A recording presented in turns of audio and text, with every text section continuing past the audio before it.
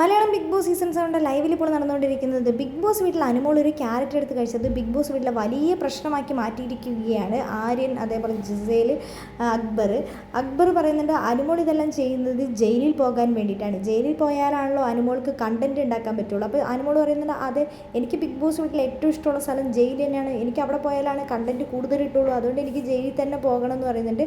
ഇല്ലെങ്കിൽ എന്നെ ഏതെങ്കിലും ഒരു ഇരുട്ട് മുറി കൊണ്ടിട്ടാലും ഞാൻ എന്താണെങ്കിലും കണ്ടന്റ് ഉണ്ടാക്കുക. അല്ലാതെ തന്നെ പോലെ ഒരു ചായക്കപ്പ് എടുക്കുക, ഇരിക്കുക, അവിടെ ഇരിക്കുക, ആരെങ്കിലും എന്തെങ്കിലും കച്ചറ ഉണ്ടാക്കുമ്പോഴേക്കും അതിനകത്തേക്ക് കയറി പിടിച്ച് അത് ശരിയാണ് അങ്ങനെ പറയുന്നതല്ല എൻ്റെ സ്വഭാവം.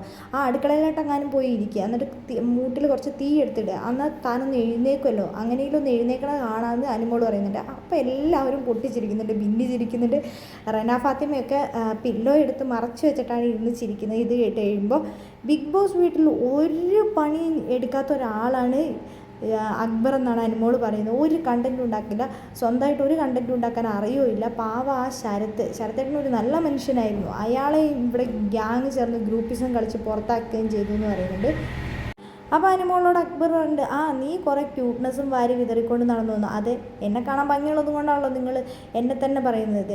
അപ്പോഴേക്കും മസ്താനി പറയുന്നുണ്ട് അനുമോൾ മാത്രമല്ല ഇവിടെ എല്ലാവരും ക്യൂട്ട്നെസ്സാണെന്ന് പറയുന്നുണ്ട്.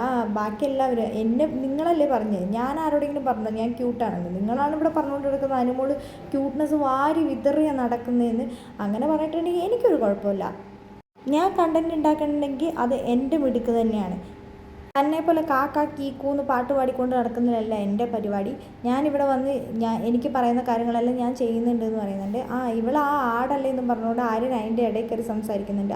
നിനക്ക് കിട്ടിയ ടാസ്ക് ഉണ്ടല്ലോ, നീ അതായിട്ട് നടന്നാൽ മതി എന്നൊക്കെ പറയുന്നുണ്ട്. എനിക്ക് കിട്ടിയ ടാസ്ക് ഞാൻ നല്ല രീതിയിൽ ചെയ്യും. ഇനിയിപ്പോൾ ആടാണെങ്കിലും ശരി, പോത്താണെങ്കിലും ശരി, എന്താണെങ്കിലും ശരി എന്ന് അനുമോൾ പറയുന്നുണ്ട്.